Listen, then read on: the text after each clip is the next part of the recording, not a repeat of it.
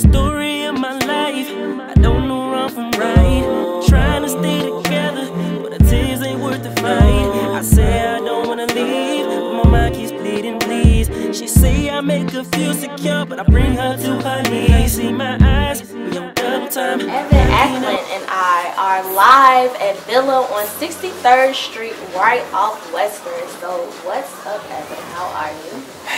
Man, nothing. I'm just really excited that I dropped a new EP. Right. Daydream. Daydream. So tell us about Daydream. Like, first of all, just tell us like who you are and what inspired you to sing. Because Evan People is my first R&B singer that I have ever interviewed. So shouts out to that. Okay. I started singing. I started singing when I was, say, 4. I know that's really cliche. Right.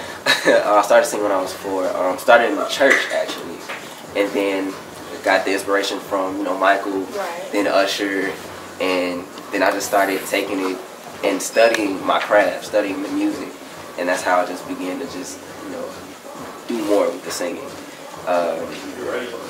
What else? I asked you basically like what led you to start singing.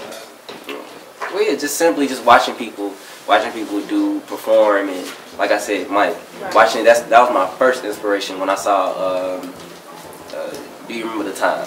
The music video. I was like, man, I want that to be me. I want to be that guy that does that. I want to be the inspiration for people when I sing, when I perform, and that's basically how I just started.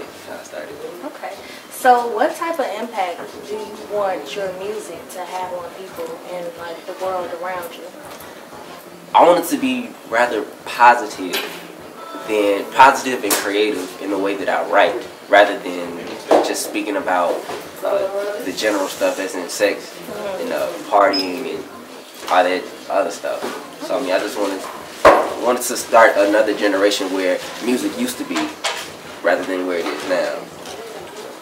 That'll work. So tell me about the Daydreamers EP that you released. It was he dropped it on Christmas. It was basically our Christmas gift. So tell us, because he actually does really have the voice of an angel. If you haven't heard his singing, I advise you all to download that EP off DatPiff. And like get to know his sound, because he has a really unique sound that I think he can pretty much change the R&B world.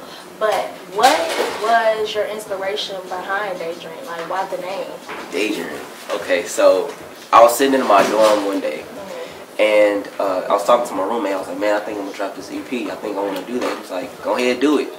And I was like, man, I don't know what it's gonna be called. And it took me a couple days to really get the title. And I was like, man. And I remembered how I would be sitting on the train headed to work, and just think like I'd be listening to music, lay my head back on the chair, and I'm like, man, like I would perform this song, or how I would perform a song, and I look out the window like, man, that would be a perfect video site. And I'm like, daydream, and it just hit me, because that's what I was doing. I was daydreaming. So that's basically how the title came to be. Okay. So one of the standout tracks on the EP is What Happened. What Happened. So it's one of my favorites. So basically tell us like what's the inspiration behind that? The inspiration was, it came from a past relationship of mine. Right. And we just got to college. We were together for, I want to say, 4 years. And we just got to college. All the females, all the different females, and the attention. And I was like, so what if I got caught up in this attention, and then, like I said in the song, 3 years ago, and then 3 years after that, I'm looking back, I'm like, man, I wish I still had the girl that I have, but yet I'm just caught up. I'm so caught up in these females, I can't go back to that, even though I want it so bad. So I kind of took out that out-of-body experience and just wrote it back. So that's what it was. That's dope. Make sure you guys listen to What Happened. It is a very touching song, and I'm sure everybody can relate to it, especially us college kids leaving our significance at home. So, what are your future plans? Like, so now you dropped the EP. Now what? What's next? I dropped the EP. I'm headed back to Nashville tomorrow, and I'm know, getting some shows together, of course, on campus, off campus, just a lot of open mics, getting my stuff out there. Any shout outs? Shout outs. Shout out to my guy Rizzo Cargetti, the Dreamcatcher, for basically producing the entire EP. Shout out to my boy Key Dope for helping me out, getting everything together with the EP. Shout out to Armaya Collins, helping me with the album art. Sean Andrew for the photo shoot. Very dope photographer. Very dope photographer. That's my bro. Shout out to Lead the Revolution, WWR, J Fresco. I interviewed these people. Yeah, all my bros. Yeah, I think that's it. Shout out to everybody that supported the EP. Alright. And I have a few shouts out and thank yous of my own. First and foremost, I would like to shout out Villa on 63rd Street.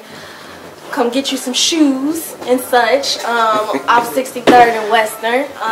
Shop with them, get into them with Villa. Thank you for allowing me to conduct my interview with Evan here. Shout out to Evan for being my first R&B singer. Shout out to my camera girl, 2 cams. Shout out to each and every single last one of my supporters. The blog is 1 year old. It made 1 year old January 1st. So turn up. Turn up. Again, shout out to Villa. And I have a gift for you. Yes.